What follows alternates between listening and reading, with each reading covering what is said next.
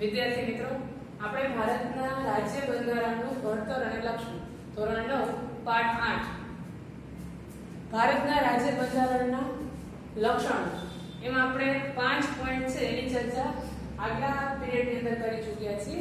હવે આપણે આગળના લક્ષણો છે એને આ સમજીશું. તેમાં છઠ્ઠું લક્ષણ છે દ્વિગૃહી પ્રથા. ભારતના બંધારણનું મહત્વનું લક્ષણ દ્વિગૃહી પ્રથા. દ્વિ એટલે બે ગૃહો.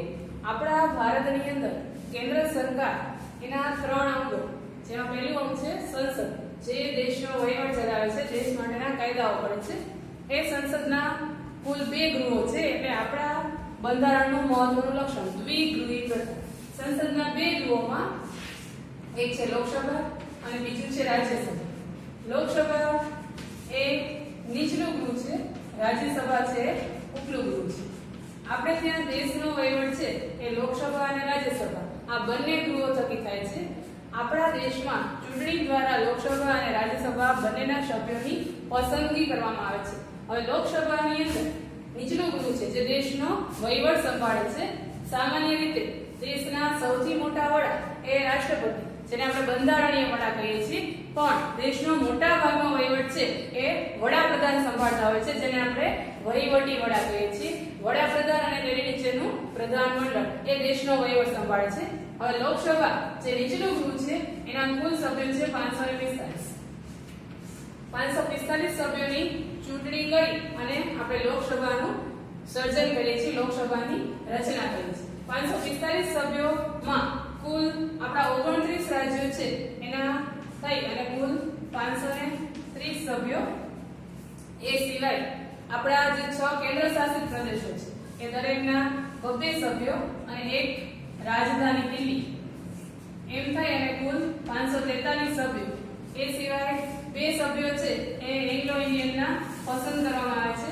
એમ કરી અને આપણા કુલ ભારતના 545 લોકસભાના સભ્યો છે એની પસંદગી કરવામાં આવતી હોય છે. દરેક રાજ્યોને વસ્તી મુજબ પોતાની લોકસભાની બેઠકો મળેલી હોય છે. આપણા ગુજરાતના ફાળે લોકસભાની કુલ બેઠકો છે એ 26 રહેલી છે, એટલે કે 26 લોકસભાના સભ્યો છે એની પસંદગી આપણે ગુજરાતમાંથી કરવાની હોય છે. દરેક રાજ્યના વસ્તી પ્રમાણે સંસદીય વિસ્તારો પાડેલા હોય છે, તે દરેક વિસ્તારમાંથી એક સાંસદ સભ્યની પસંદગી કરવામાં આવે છે. એમ કરી અને કુલ 530 સભ્યો છે એની પસંદગી કરવામાં આવે છે. 12 સભ્યો છે કેન્દ્ર શાસિત વિસ્તારમાંથી, એક રાજધાનીના વિસ્તારમાંથી અને 2 એંગ્લો ઇન્ડિયન, એટલે કે એવી વ્યક્તિ જેના માતા કે પિતા બેમાંથી એક ભારતીય હોય અને એક વિદેશી વ્યક્તિ હોય, એવા વ્યક્તિને એંગ્લો ઇન્ડિયન કહેવાય. એવા 2 વ્યક્તિઓનો સમાવેશ પણ આપણા સંસદમાં થાય છે. કુલ કરીને 545 સભ્યો લોકસભાના છે એની ચૂંટણી કરવામાં આવે છે. એ રીતે આપણું લોકસભા ગૃહ એટલે કે નીચલું ગૃહ તૈયાર થાય છે. ત્યાર પછી બીજું ગૃહ છે આપણું રાજ્યસભા, જેને ઉપલું ગૃહ કહેવામાં આવે છે. રાજ્યસભાના કુલ સભ્યોની સંખ્યા 250 છે. એ 250 સભ્યોમાંથી 12 સભ્યો છે એની પસંદગી રાષ્ટ્રપતિ ખુદ કરે છે અને બાકીના 238 ની ચૂંટણી કરવામાં આવે છે. હવે 12 સભ્યો છે એમાં અલગ અલગ ક્ષેત્રના જે નિષ્ણાત વ્યક્તિઓ છે, કોઈ રમતગમત, કલા, સંસ્કૃતિ, કોઈ વિષયના જે નિષ્ણાત વ્યક્તિઓ છે એ નિષ્ણાત વ્યક્તિઓની પસંદગી કરી અને એ 12 વ્યક્તિઓને રાજ્યસભામાં સમાવેશ કરવામાં આવે છે. એ વ્યક્તિઓની પસંદગી કરવાનો હેતુ એ છે કે એ લોકોમાં રહેલા વિશેષ જ્ઞાનનો લાભ દેશના લોકોને મળે. એ રીતે કુલ 12 વ્યક્તિની પસંદગી રાષ્ટ્રપતિ પોતાની જાતે કરે છે અને બાકીના 238 વ્યક્તિઓની રાજ્યસભામાં પણ ચૂંટણી કરવામાં આવતી હોય છે. હવે લોકસભાની ચૂંટણી અને રાજ્યસભાની ચૂંટણી એ બેમાં તફાવત એ હોય છે કે લોકસભાની ચૂંટણી છે એની ચૂંટણીની અંદર દેશના પ્રત્યેક નાગરિકો એ મતદાન કરતા હોય છે, જ્યારે રાજ્યસભાની ચૂંટણી છે એ રાજ્યસભાની ચૂંટણીમાં આપણું મતદાન હોતું નથી, એટલે કે એમાં પરોક્ષ રીતે ચૂંટણી કરવામાં આવતી હોય છે. આપણા વિસ્તારના જે તે ધારાસભ્યો એટલે કે વિધાનસભ્યો છે એ વિધાનસભ્યો રાજ્યસભાની ચૂંટણીની અંદર મતદાન કરતા હોય છે. હવે 238 સભ્યો છે એની ચૂંટણી દ્વારા પસંદગી થાય. 12 વ્યક્તિની પસંદગી રાષ્ટ્રપતિ ખુદ કરે છે. એમ કરી અને કુલ 250 સભ્યો છે એ રાજ્યસભાના હોય છે. રાજ્યસભાના સભ્યો છે એની કુલ મુદત છે એ 6 વર્ષની હોય છે. 6 વર્ષમાં રાજ્યસભા છે એને કાયમી ગૃહ કહેવામાં આવે છે, એટલે કે એનું સંપૂર્ણ વિસર્જન થતું નથી. લોકસભા છે, લોકસભાના બધા સભ્યો છે એની પસંદગી એક સાથે કરવામાં આવે છે અને સામાન્ય રીતે એ 5 વર્ષ સુધી સત્તા ઉપર રહી શકતા હોય છે.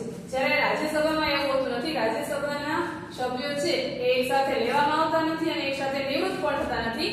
એની કુલ મુદત 6 વર્ષની, તેમાં 1/3 સભ્યો દર 2 વર્ષે નિવૃત્ત થતા જાય છે. એટલે કે રાજ્યસભા છે એ ક્યારેય 0 થતી નથી. એના બધા સભ્યો છે ક્યારે એક સાથે નિવૃત્ત થતા નથી. જે કુલ સભ્યો છે એમાંથી ત્રીજા ભાગના 1/3 સભ્યો છે એને સિનિયોરિટી પ્રમાણે 2 વર્ષ પૂરા થાય એટલે એને દૂર કરી એના સ્થાને જેટલા સભ્યો દૂર થયા હોય એટલા નવા સભ્યોની ચૂંટણી કરવામાં આવે છે. એટલે કે રાજ્યસભા છે એ એક સાથે ખાલી થતી નથી. તેના દર 2 વર્ષે નવા સભ્યો ચૂંટાય છે અને સામે એટલા સભ્યો નિવૃત્ત થાય છે. એટલે રાજ્યસભાને કાયમી ગૃહ કહેવામાં આવે છે. સંસદનું ઉપલું ગૃહ જે કાયમી ગૃહ છે, કારણ કે એના બધા સભ્યો એક સાથે નિવૃત્ત થતા નથી.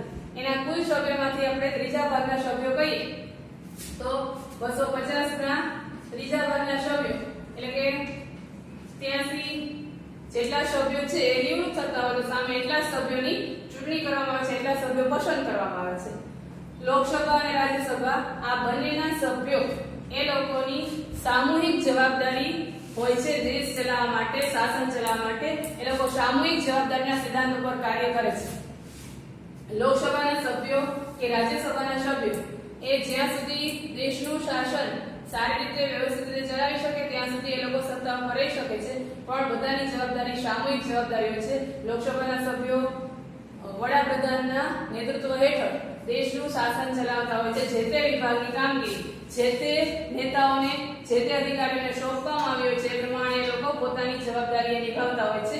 રાજ્યસભાના સભ્યોની સત્તા પોતાના રાજ્ય પૂરતી જે તે વિસ્તારમાંથી ચૂંટાયા હોય છે એ વિસ્તાર પૂરતી હોય છે.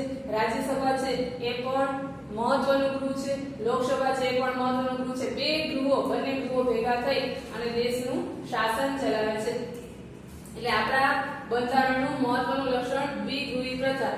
કોઈ એક ગૃહ થકી દેશની સંસદ દેશના કાયદાઓ છે ઘડાતા નથી.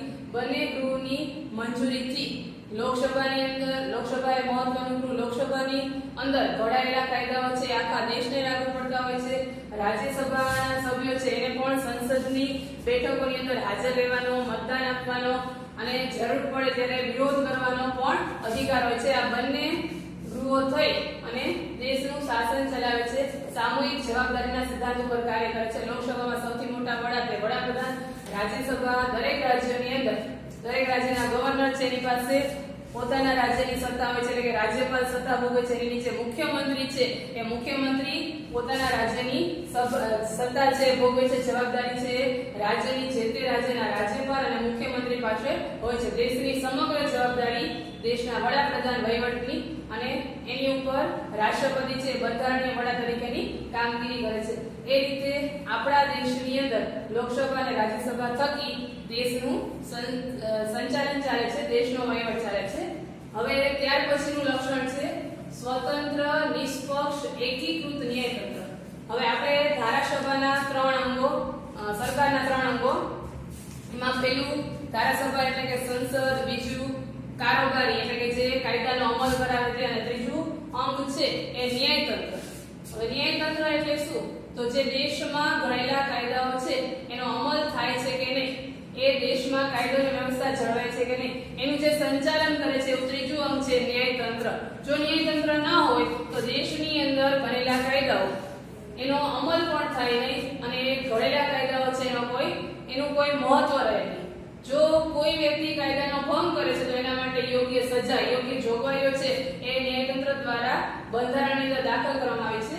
આપણું ન્યાયતંત્ર છે એ સ્વતંત્ર છે. એટલે કે કોઈની શરમમાં, કોઈ રાજકારણીઓના ડરથી પોતાનું કાર્ય કરતું નથી, નિષ્પક્ષ છે, પક્ષપાત કરતું નથી અને એકીકૃત ન્યાયતંત્ર છે.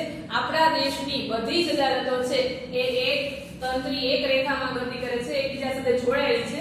સૌથી મોટી અદાલત આપણે ત્યાં સુપ્રીમ કોર્ટ છે, એની નીચે રાજ્યની વડી અદાલત એટલે કે હાઈકોર્ટ છે, એની નીચે અલગ અલગ જિલ્લાની જિલ્લા અદાલતો અને એના અંડરમાં તાલુકા અદાલતો, પેટા અદાલતો આવેલી છે. હવે આ બધી અદાલતો એકબીજા સાથે એક સૂત્રી એક તંત્રી રીતે જોડાયેલી છે. તાલુકા લેવલની અદાલતો છે, જિલ્લા અદાલતના અંકુશ હેઠળ જિલ્લા અદાલત છે, વડી અદાલતના અંકુશમાં, અને બધી જ આખા દેશની બધી વડી અદાલતો છે સુપ્રીમ કોર્ટના અંડરમાં કાર્ય કરે છે.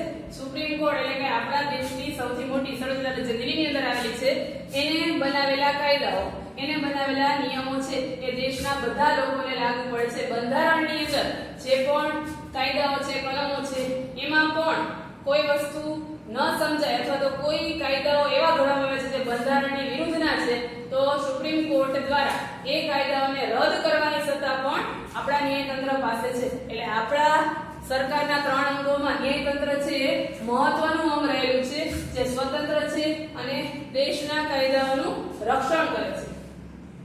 એટલે આ આપણું બંધારણનું 7મું લક્ષણ સ્વતંત્ર, નિષ્પક્ષ અને એકીકૃત ન્યાયતંત્ર.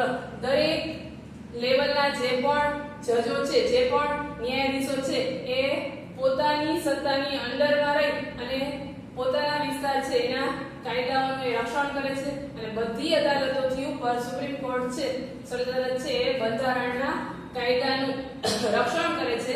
એટલે એને બંધારણનું રક્ષક અથવા તો વાલી એવું પણ કહેવામાં આવે છે કે જે આપણું ન્યાયતંત્ર છે એ બંધારણનું રક્ષક છે કે વાલી તરીકેની ભૂમિકા ભજવે છે. જ્યારે કાયદામાં કોઈ વિસંગતતા ઊભી થાય અથવા તો શું કરવું એવા કોઈ પ્રશ્નો થાય ત્યારે ન્યાયતંત્ર દ્વારા એટલે કે સુપ્રીમ કોર્ટ દ્વારા જે ન્યાય આપવામાં આવે એ ન્યાય છે એ દેશમાં બધા વ્યક્તિઓને લાગુ પડે છે. આ આપણું 7મું લક્ષણ. હવે છે 8મું લક્ષણ બંધારણની અંદર સુધારો. હવે આપણું બંધારણ છે એ સામાન્ય રીતે એમાં ઝડપથી સુધારો થઈ શકતો નથી. એટલે કે આપણું બંધારણ છે એ ઘણું બધું ઉપયોગી છે, ઘણું બધું જે નક્કી કરવામાં આવ્યું છે એ બધાની અંદર જલ્દીથી ફેરફાર ન થઈ શકે એવું. પણ સાથે એવું પણ ખરું કે આપણા બંધારણની અંદર ફેરફાર કરવો હોય, સુધારો કરવો હોય તો અમુક અંશે સુધારો થઈ પણ શકે છે. એટલે આપણા બંધારણને એ અંશે લચીલું અથવા તો પરિવર્તનશીલ બંધારણ કહી શકાય. આપણું બંધારણ છે જડ નથી, કારણ કે આપણા બંધારણમાં ઘણી બધી વખત અગાઉ જ્યારે જરૂર લાગી ત્યારે નવા શબ્દો આપણા બંધારણના કાયદાની કલમોની અંદર ઉમેરવામાં પણ આવે છે, આમુખમાં પણ સુધારો કરવામાં આવ્યો છે. અને જ્યારે જડ એવા કાયદાઓ લાગે, જૂના કાયદાઓ લાગે ને દૂર કરીને નવા કાયદાઓ છે એને પણ ઉમેરવામાં આવ્યા છે. જૂની કલમોની અંદર સુધારો કે ફેરફાર પણ કરવામાં આવે છે. બંધારણમાં સુધારો કરવા માટે આપણા બંધારણમાં સુધારો કરવા માટેના 3 રીતે સુધારો થઈ શકે છે. પહેલું છે બંધારણમાં સુધારો કરવા માટે કુલ જે સભ્યો છે આપણા લોકસભા અને રાજ્યસભાના, એમાં હાજર રહેલા અને મત આપતા સભ્યો છે એની સાદી બહુમતીથી આપણે સુધારો કરી શકીએ છીએ. આ બંધારણમાં સુધારો કરવાની પહેલી પદ્ધતિ, પહેલી રીત કે એ રીતે આપણે સુધારો કરી શકીએ. બંધારણના લોકસભાના કે રાજ્યસભાના જે કુલ સભ્યો છે 545 અને 250, એમાંથી જે સભ્યો હાજર છે, જ્યારે પણ સંસદની બેઠક બોલાવવામાં આવે છે, જ્યારે એની મીટિંગ છે ત્યારે એમાં જે હાજર રહેલા સભ્યો છે એમાંથી મતદાન લઈ અને બહુમતી એટલે કે 50% થી વધારે લોકો એ જે આપણે સુધારો કરવો છે એમાં બહુમતી આપે છે, તો ત્યારે આપણે એમાં સુધારો કરી શકીએ છીએ. એ હાજર અને મત આપતા સભ્યોની બહુમતીથી થયેલો સુધારો કહેવાય. હવે બંધારણમાં સુધારો કરવા માટેની બીજી પદ્ધતિ છે બંને ગૃહોની સાદી બહુમતી અને 2/3 મત આપતા સભ્યોની બહુમતી.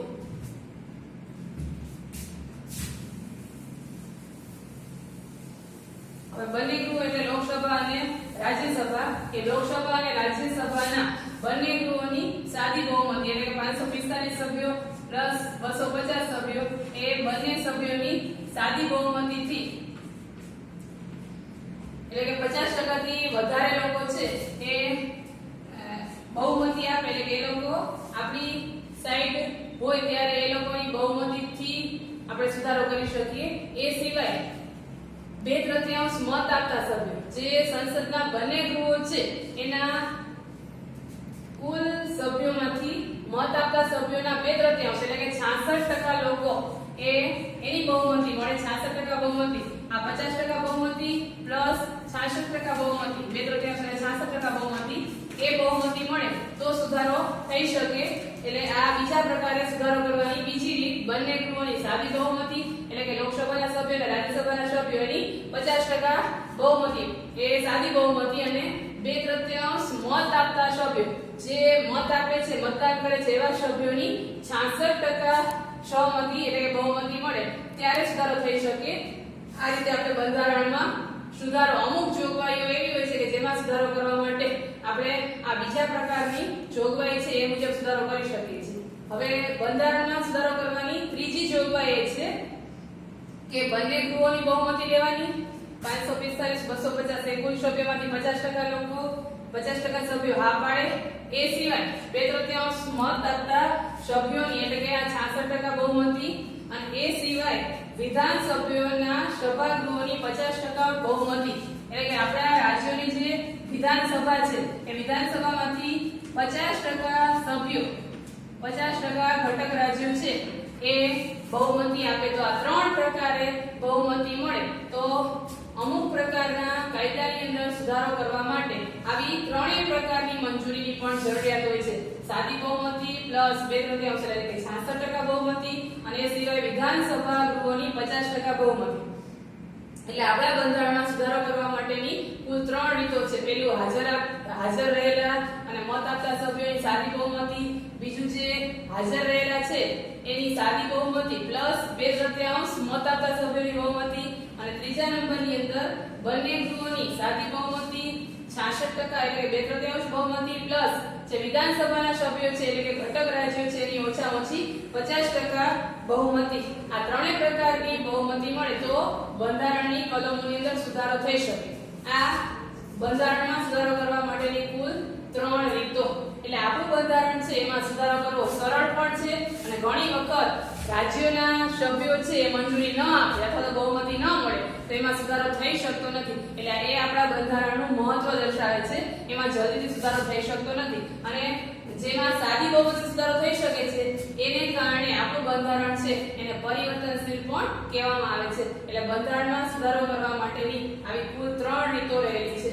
હવે નવમું લક્ષણ છે આપણા બંધારણનું સાર્વત્રિક પુખ્ત વય મતાધિકાર. આપણા ભારતના બધા જ નાગરિકોને કોઈ પણ પ્રકારના ભેદભાવ વગર 18 વર્ષની ઉંમરે જ્ઞાતિ, જાતિ, ધર્મ, ગરીબ, શ્રીમંત એવા કોઈ પણ પ્રકારના ભેદભાવ વગર શિક્ષિત હોય કે અભણ હોય કોઈને પણ ભારતના કોઈ પણ રાજ્યની અંદર, કોઈ પણ શહેરની અંદર ક્યાંય પણ વસતો નાગરિક હોય બધાને 18 વર્ષની ઉંમરે, 18 વર્ષ પૂરા થતાની ઉંમરે બધાને મતનો અધિકાર મળે છે. એ આપણા બંધારણનું આગવું મહત્વનું લક્ષણ સાર્વત્રિક પુખ્ત વય મતાધિકાર. બધાને 18 વર્ષની ઉંમરે મત આપવાનો અધિકાર રહેલો છે. તેમાં કોઈ પણ પ્રકારનો ભેદભાવ નથી. ભારતના પ્રત્યેક નાગરિક છે એ 18 વર્ષની ઉંમર પૂરી કરે ત્યારે એને મત આપવાનો અધિકાર મળે છે. આ આપણા બંધારણે આપણા દેશના નાગરિકોમાં મૂકેલા વિશ્વાસનું મહત્વનું લક્ષણ છે કે બધા લોકોને એક સાથે એકી ઉંમરે આખા ભારતમાં 18 વર્ષની ઉંમરે મતનો અધિકાર મળે. આ સાર્વત્રિક પુખ્ત વય મતાધિકાર. હવે ત્યાર પછીનું લક્ષણ છે ધર્મનિરપેક્ષતા. ધર્મનિરપેક્ષતા એટલે કે બિનસાંપ્રદાયિકતા. આપણા બંધારણે આપણા દેશને બિનસાંપ્રદાયિક જાહેર કર્યો છે. આ વસ્તુ આપણે આમુખની અંદર પણ આમુખના આધાર સ્તંભોમાં પણ સમજ્યા છીએ. બિનસાંપ્રદાયિક એટલે કે આપણું રાષ્ટ્ર છે સેક્યુલર છે, ધર્મનિરપેક્ષ છે. આપણા રાષ્ટ્રે કોઈ એક ધર્મને મહત્વ આપ્યું નથી, એક ધર્મને અપનાવ્યો નથી. એટલે ભારતમાં ધર્મના આધારે કોઈ પણ પ્રકારનો ભેદભાવ કરી શકાતો નથી. ક્યાંય પણ સ્કૂલની અંદર, નોકરીની અંદર કે ક્યાંય પણ કોઈ પણ પ્રકારનો ભેદભાવ ધર્મ, જાતિના આધારે કરી શકાય નહીં. આ આપણા બંધારણનું એક આગવું મહત્વનું લક્ષણ બિનસાંપ્રદાયિકતા. એટલે કે આપણા બંધારણે દરેક ધર્મને એક સરખો અધિકાર આપ્યો છે, એક સરખું મહત્વ દરેક ધર્મ પ્રત્યે બતાવ્યું છે.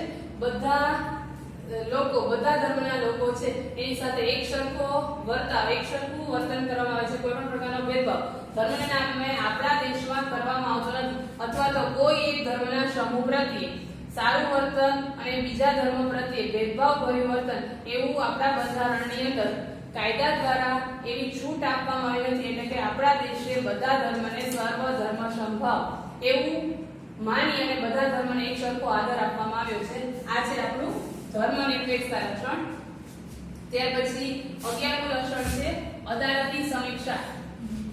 સમીક્ષા એટલે કે કોઈ વસ્તુ છે એને એના પ્લસ અને માઈનસ પોઈન્ટ એટલે કે એને સારા અને નશા પાસા છે એનો અભ્યાસ કરવામાં આવે, સમીક્ષા કરી કહેવામાં આવે છે.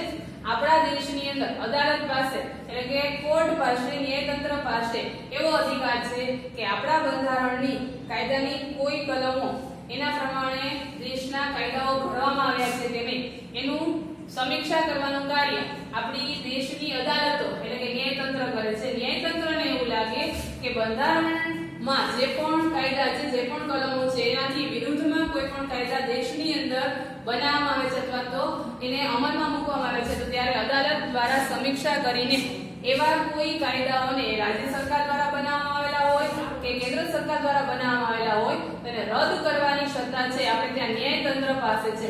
એટલે અદાલત દ્વારા એ બનેલા કાયદાઓનું બંધારણ મુજબ એ કાયદા છે કે નહીં એનો અભ્યાસ કરીને એની સમીક્ષા કરીને એને દૂર કરવાની સત્તા પણ આપણે ત્યાં ન્યાયતંત્ર પાસે રહેલી છે. એટલે આ ન્યાયતંત્રનું મહત્વ દર્શાવતું લક્ષણ છે અદાલતની સમીક્ષા.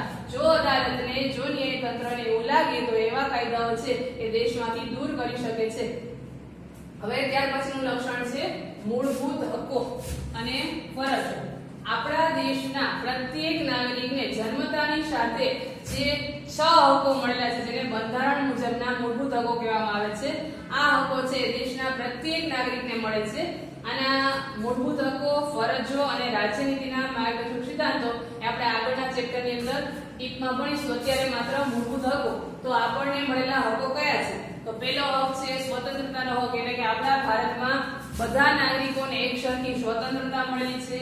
બીજું છે સમાનતાનો હક એટલે કે આપણે ત્યાં કોઈ પણ પ્રકારનો ભેદભાવ કોઈ નાગરિક સાથે કરવામાં આવતો નથી એવી કાયદા દ્વારા મંજૂરી મળેલી છે. ધાર્મિક સ્વતંત્રતાનો હક એટલે કે આપણે ત્યાં કોઈ ધર્મને મહત્વ નહીં, જેને જે યોગ્ય લાગે એ ધર્મનું પોતે પાલન કરી શકે છે. ત્યાર પછીનો હક છે આપણને શોષણ સામે અવાજ ઉઠાવવાનો હક. કોઈ વ્યક્તિનું કોઈ પણ પ્રકારનું શોષણ થતું હોય તો એની સામે પોતાનો અવાજ ઉઠાવી શકે છે, વિરોધ કરી શકે છે. સાંસ્કૃતિક અને શૈક્ષણિક હક એટલે બધા આપણા દેશની અંદર આપણે આપણી સંસ્કૃતિ, રીત રિવાજો, માન્યતા અને જેવું ઈચ્છીએ તેવું શિક્ષણ મેળવવાનો પણ આપણને બધાને હક છે. બંધારણીય ઇલાજોનો હક એટલે કે આપણને મળેલા 5 મૂળભૂત હકોમાંથી કોઈ હકો નથી મળતા તો એની ફરિયાદ કરવા માટેનો હક પણ આપણને આપણા બંધારણમાં મળેલો છે. ભારતના પ્રત્યેક નાગરિકને મળેલા 6 હકો. બંધારણીય ઇલાજના હક સિવાય આપણને 6 થી 14 વર્ષ સુધીના બાળકોને આપણે ત્યાં મફત અને ફરજિયાત શિક્ષણ એ અધિકાર પણ ભારતના પ્રત્યેક બાળકને મળેલો છે. એટલે કે 14 વર્ષ સુધીનું શિક્ષણ એ પણ આપણે ત્યાં મફત છે. એટલે એ અધિકાર પણ આપણને મૂળભૂત હકોની અંદર સમાવવામાં આવ્યો છે. ભારતના દરેક નાગરિકને આ 6 હકો મળેલા છે. હકોની સાથે આપણી ફરજો જેવી રીતે આપણે મેળવવાની ઈચ્છા કરી છે તે સામે આપણી કંઈક દેશ પ્રત્યેની ફરજ પણ છે. તો આપણા ભારતના પ્રત્યેક નાગરિકને પોતાના દેશ પ્રત્યેની શું ફરજ રહેલી છે તો એનો પણ બંધારણની અંદર સમાવેશ થયો છે. બંધારણની કલમ 51 ક 51 એની અંદર આપણા ભારતના નાગરિકોની મૂળભૂત ફરજો, આપણા દેશ પ્રત્યેની જવાબદારી શું છે તો ભારત દેશ પ્રત્યે ભારતના પ્રત્યેક નાગરિકને ભારતનો વારસો છે, ભારતની જે પણ સંસ્કૃતિ છે એને ટકાવી રાખવાનો, એની મિલકતો છે, જાહેર મિલકતોની રક્ષણ કરવાનું, ભારતના બંધારણનો અમલ કરવાનો, ભારતના રાષ્ટ્રચિહ્નો છે એને રાષ્ટ્રમુદ્રા વગેરેનો આદર કરવાનો, રાષ્ટ્રગીતનો આદર કરવાનો વગેરેની ફરજો પણ રહેલી છે. તો એનો સમાવેશ પણ આપણા બંધારણની અંદર થાય છે. એટલે મૂળભૂત હકો અને ફરજો બંને એક સિક્કાની 2 બાજુ છે. જે રીતે આપણે હકો મેળવીએ છીએ એ રીતે દેશ પ્રત્યેની ફરજો પણ આપણે અદા કરવી જોઈએ. ત્યાર પછીનો લક્ષણ છે રાજ્યનીતિના માર્ગદર્શક સિદ્ધાંતો. માર્ગદર્શક સિદ્ધાંતો, માર્ગદર્શક એટલે કે જે રાહ બતાવે છે, રસ્તો બતાવે છે. દેશનું જેને શાસન ચલાવવાનું છે એવા રાજ્યપાલ કે રાષ્ટ્રપતિ, વડાપ્રધાન, મુખ્યમંત્રી વગેરે સત્તાધીશો એને દેશનું કે રાજ્યનું શાસન ચલાવવા માટે જે સિદ્ધાંતો માર્ગદર્શક બને છે એને માર્ગદર્શક સિદ્ધાંતો કહેવાય છે. હા, આ રાજ્યનીતિના જે માર્ગદર્શક સિદ્ધાંતો છે એનો કાયદા દ્વારા અમલ થઈ શકતો નથી, પરંતુ એ દેશનું કે રાજ્યનું શાસન ચલાવવા માટે ગાઈડલાઈન રૂપ બને છે, ઉપયોગી બને છે. એટલે રાજ્યનીતિના માર્ગદર્શક સિદ્ધાંતો કહેવામાં આવે છે. આના વિશે પણ આપણે હકો અને ફરજોના ચેપ્ટરની અંદર વિગતથી અભ્યાસ કરીશું. રાજ્યનીતિના માર્ગદર્શક સિદ્ધાંતો છે એ દેશનું શાસન ચલાવવા માટે ઉપયોગી છે એટલે માર્ગદર્શક સિદ્ધાંતો એવું કહેવામાં આવ્યું છે. આના આધારે કોઈ સત્તાધીશો છે એ પોતે દેશના કાયદાઓ ઘડે ત્યારે એને આ ગાઈડલાઈન છે ઉપયોગી બને છે એટલે એને માર્ગદર્શક સિદ્ધાંતો કહેવામાં આવે છે.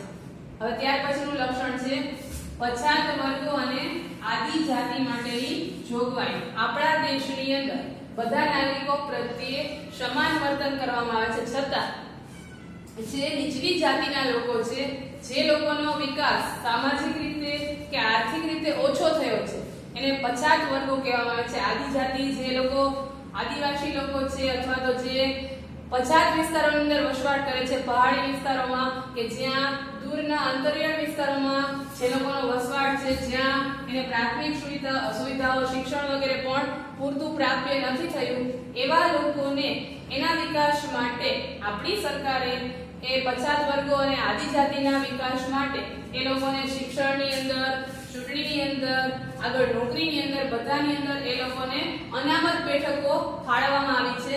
શિક્ષણની અંદર પણ એ લોકોની જુદી બેઠકો રાખી અને એને આગળ લાવવા માટેના પ્રયાસો કરવામાં આવે છે. નોકરીમાં પણ એ લોકો માટેની અનામત બેઠકો અને ચૂંટણી વગેરેના અધિકારોમાં પણ એ લોકોને અલગથી પ્રેફરન્સ આપવામાં આવે છે. હા, તો એ છે સમાનતાના હકનો ભંગ નથી, પરંતુ એ પછાત અને આદિજાતિના લોકોનો વિકાસ કરવા માટે આપણે હકારાત્મક વલણ અપનાવ્યું છે, હકારાત્મક અભિગમ અપનાવ્યો છે અને એને કારણે એ લોકોનો વિકાસ થાય, એ લોકો પણ સમાજના અન્ય વર્ગોની સાથે ઊભા રહી શકે, આગળ આવી શકે એ માટે એને વધારાનો જે હક આપવામાં આવ્યો છે એ આપણે હકારાત્મક ભેદભાવની દ્રષ્ટિથી જોઈશું. એમાં એ લોકોની સાથે જે સારું વર્તન કરવામાં આવ્યું છે એનાથી આપણા દેશના અન્ય લોકોને કશું નુકસાન થાય એવા ખરાબ ઈરાદાથી એ લોકો માટે કોઈ વિશેષ જોગવાઈ કરવામાં આવી નથી, પરંતુ એ પછાત વર્ગોને કે આદિજાતિના લોકોને આગળ લાવવા માટે આવા પ્રકારની વ્યવસ્થા આપણે દેશનું બંધારણ ભણીએ ત્યારે કરવામાં આવી છે. એટલે એ લક્ષણ છે આપણું એ પછાત અને આદિજાતિના લોકોનો વિકાસ કરવા માટે એમના પ્રત્યે રક્ષણાત્મક કે હકારાત્મક અભિગમ લાવી અને એને આગળ લાવવા માટેનો પ્રયત્ન કર્યો છે. આ છે આપણું 14મું લક્ષણ, બંધારણના લક્ષણમાં છેલ્લું લક્ષણ.